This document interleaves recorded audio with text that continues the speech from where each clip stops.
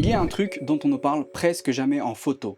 Ce n'est pas la composition, ce n'est pas la lumière, ce n'est pas le matériel. C'est un truc plus silencieux, plus frustrant et que tu as probablement vécu des dizaines de fois sans pouvoir mettre les mots dessus. Tu sais, c'est ce moment où tu ouvres une photo dans Lightroom et quelque chose se perd. Tu te souviens de la scène, tu te souviens de la lumière, tu te souviens de ce que tu as ressenti au moment de prendre la photo. Tu sais que c'était beau et pourtant ce qui apparaît sur ton écran, c'est plat, c'est froid et il manque quelque chose. Ça ne ressemble pas à ce que tu as vu. Alors, tu commences à bouger les curseurs. Tu essaies un preset, tu en essaies un autre, tu reviens en arrière, tu compares avec la photo de base, tu doutes. Est-ce que c'est mieux? Est-ce que c'est pire? Est-ce que c'est différent mais pas dans le bon sens? Bref, au bout d'un moment, tu as passé 30 minutes sur ça, tu arrêtes. Pas parce que tu es satisfait du résultat, mais parce que tu en as marre, tu es fatigué. La photo que tu exportes de Lightroom sur ton ordinateur, elle est correcte,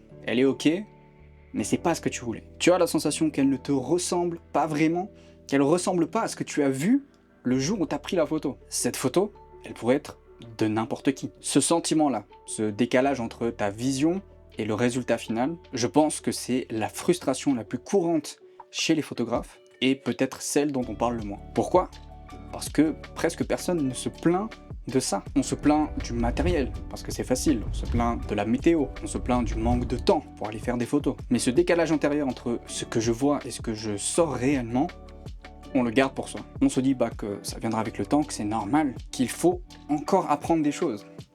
Et c'est vrai, d'un certain côté. Mais pendant ce temps-là, les photos s'accumulent sur ton Lightroom. Les disques durs se remplissent de photos, format RAW bien lourd, et tes projets photos, tu les mets un peu en attente, en pause, le temps que tu règles ça. Je sais pas si tu sais, mais c'est pas un problème de matériel, vraiment, c'est pas un problème d'objectif, tu n'as pas le mauvais objectif, tu n'as pas le mauvais appareil photo. La chose qui coince entre ce que tu as vu au moment de faire la photo et l'image finale, c'est le développement photo. Le développement photo ne fait pas tout, évidemment, mais c'est à ce moment-là où tu transformes l'image brute, l'image RAW que tu as pris, pour y apporter ta touche finale. C'est à ce moment-là que ta photo prend vie, ou alors qu'elle reste une photo parmi tant d'autres, que tu n'utiliseras jamais. Voilà, c'est tout, je voulais nommer ce truc aujourd'hui, on n'en parle pas beaucoup. L'idée avec cette vidéo, c'est pas de régler le problème, parce que je pense que c'est un problème multiple, il y a plein de choses à régler, il y a plein de choses à travailler, mais c'était pour l'évoquer avec toi, et voir si ça résonne avec ce que tu ressens aussi. Je pense que quand on met des mots sur un blocage qu'on ressent, c'est plus facile pour travailler dessus et pour progresser. Du coup, j'ai une question pour toi et tu peux y répondre en commentaire si tu as envie. Si tu pouvais modifier une seule chose dans ta façon de développer tes photos, ce serait quoi? Réponds-moi en commentaire, une phrase suffit. Je suis juste curieux de savoir ce que tu en penses. On se retrouve très vite pour une prochaine vidéo. Bisous.